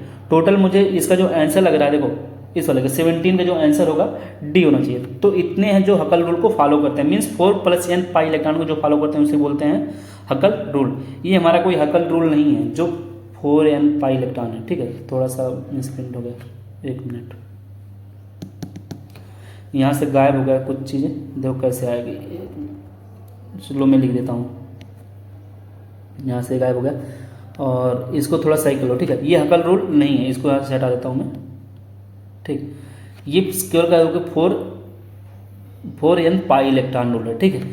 हकल रूल क्या होता है 4n + 2 पाई इलेक्ट्रॉन, इसमें से कौन कौन फॉलो कर रहा है, पहला वाला फॉलो करेगा, दूसरा वाला, और ये, ठीक है, ये भी फॉलो कर रहा है, और ये भी फॉलो कर रहा है। बाकी ये देखो यहाँ पे टोटल कितना हो रहा है, 2 2 4 2 6 2 8 पाई इलेक्ट्रॉन हो रहा है, तो ये नहीं होगा। यहाँ पे देखो टोटल पाई इलेक्ट्रॉन कितने हैं, इस वाले में 2 2 4, यहाँ पे 4 पाई इलेक्ट्रॉन हो जा रहा है, यहाँ पे 4 पाई इलेक्ट्रॉन हो जा रहा है, तो ये सब फॉलो नहीं करेंगे, तो जो आंसर हो जाना चाहिए हमारा डी हो जाना चाहिए। तो देखो इतना था, ठीक है। और देखो ये तो क्लासिफिकेशन था ऑर्गेनिक कंपाउंड का, किस तरह से हम लोग एलिफैटिक एरोमेटिक, मतलब वो क्या है, चेन में बंद है कि ओपन चेन है कि क्लोज चेन है, उसके हिसाब से किए थे। कुछ एक क्लासिफिकेशन और है, किस बेस पे, होमोलॉगस, कि उनके फंक्शनल ग्रुप के हिसाब से बांटते हैं कि organic compound can be classified on the basis of functional group also, और फंक्शनल ग्रुप के हिसाब से जब बांटते हैं किसमें बांटते हैं, इनटू फैमिलीज में या होमोलॉगस सीरीज में बांटते हैं। तो फंक्शनल ग्रुप क्या होते हैं, फंक्शनल ग्रुप वो एटम हो सकता है या मॉलिक्यूल हो सकता है, ठीक है, जो जॉइंट होता है किसी स्पेसिफिक मैनर में और रिस्पॉन्सिबल होता है, याद कर लेना, chemical properties of the organic compound, कोई याद कर लेना कि जो फंक्शनल ग्रुप होते हैं वही डिसाइड करते हैं ऑर्गेनिक कंपाउंड का क्या होगा केमिकल प्रॉपर्टी, जैसे ये सब क्या है, फंक्शनल ग्रुप ही हैं। होमोलॉगस सीरीज क्या होते हैं, ये सब पढ़ लेना, होमोलॉगस सीरीज क्या होता है, ठीक है। एक ऑर्गेनिक कंपाउंड होते हैं जिसके पास फंक्शनल ग्रुप तो सेम ही होगा, फंक्शनल ग्रुप आप देखो सेम होगा, केवल डिफर वो करते हैं किससे, एक CH2 ग्रुप से, ठीक है। मान लो जैसे कहीं पर लिखा है CH3OH और यहाँ पे लिखा है C2H5OH, तो ये दूसरे से कितने डिफर कर रहे हैं, केवल CH2 से, या तो CH2 डिफर करते हैं या मल्टीपल ऑफ CH2 डिफर करते हैं, उसी को बोलते हैं होमोलॉगस सीरीज, ठीक है।